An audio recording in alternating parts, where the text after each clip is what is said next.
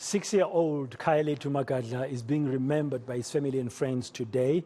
A memorial service was held in Soweto to honor his young life. The 6-year-old slipped and fell into a manhole in Dlamini while playing with his friends on the 12th of June. His body was recovered from sewer pipes in El Dorado Park 3 weeks after he had disappeared. ENC's Lindo Guhle is joining us now this afternoon for more on this story. He covered the memorial service a little bit earlier, and sections of which we brought to you live here on ENCA. Good afternoon, Lindo Guhle. Welcome back, and thanks for joining us this afternoon, Kabache. What did Khayalethu's father say about the search operations for his son? How was the family coping?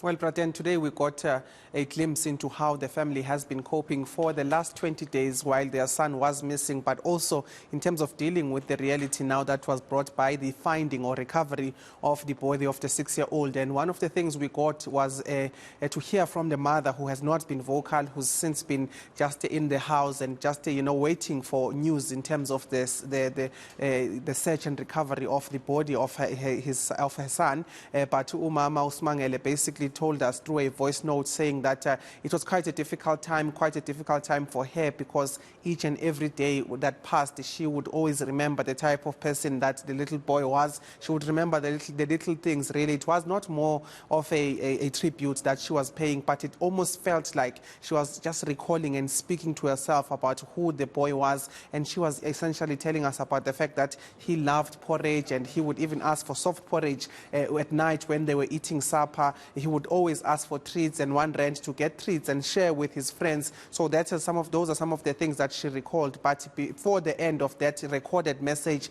we had her just weeping and not being able to continue in terms of how much she was hurting because of this incident and ordeal that had befallen the Magadla family. But one of the things we also heard was the father of Khayalethu Magadla, Ubabu Kolegile Magadla, who did not hold back. For the first time, he was always saying that he wants his child to be found, but today he really did not hold back in terms of some of the things they've experienced, saying that he feels that he was let down by law enforcement. He says that at around 9 p.m., or that is on Sunday, when Khayalethu went missing, they went to the local police station. When they got there, they opened the case, but the police never came back with them. So we are speaking about all of those experiences, saying that it was only after the community had gathered themselves and went to fetch the police that they came, and that was when they had a breakthrough with one of the children that was playing with Khayalethu Magadla. So very sad state of affairs as far as the recollection of the father, who says that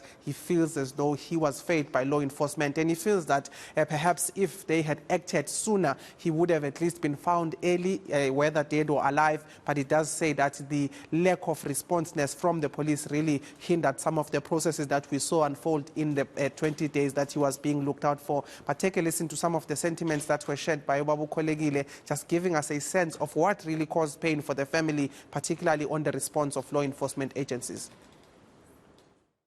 Umntwana lo wasekhaya ukhazini ahamba esikolweni ngithi ba prepare vele into zasekuseni nathi asikakazi phela umntwana ungena emgodini sesizwa ngalo confessor lo la ekhaya ahambe nomama kakhaya baye esikolweni nabayombuza amncenge umama kakhaya athi ngeke ngizokubophisa ngeke ngizongishaya ngicela ungitshele ukwenzakaleni ngokhaya akhiphe same statement esikhiphwa yilo wangaphandle lo bengimnika i2 Lobe ngimnika i2 huye okhiphe istatement sokuqala lo waconfess esikolweni. It's when ngiba sure ukuthi umntana ungene lapha. Azange ngifuna ukuba nedoubt ngalo.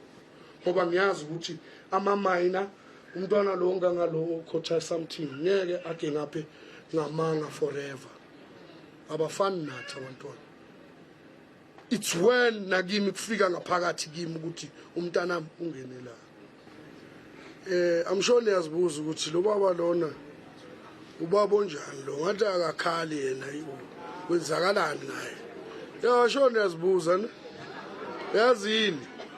Yazini ngiqine kanje. Ngimthandazwe. And Lindo Guhle, what did the leader of Action SA, Herman Mashaba, say about this incident? He was present, I understand, at the service.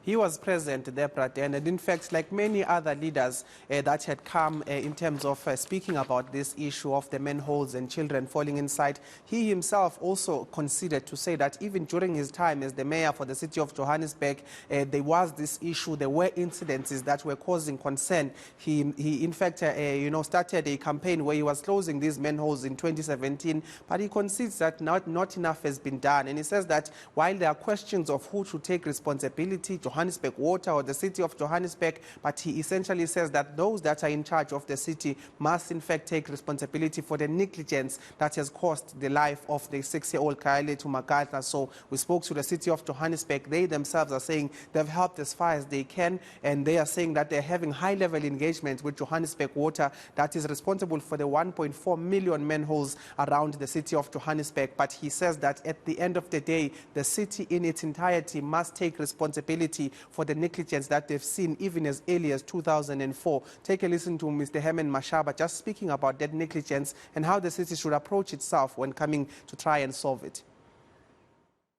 I believe the city must now take the responsibility, and I really ask the city to engage the family as the way forward, so that our governments, politicians, administrators must obviously really face the consequences of negligence. Because when you have accidents like this, do you call this an accident? It's an accident bound to happen. When you have manholes all over, I can tell you, you go to that electricity pylon. I can take you there now. You look at how it's been vandalized. One of these days it's going to really collapse. So when I was here, the 2 days after this boy went into this manhole, I was obviously doing the inspection.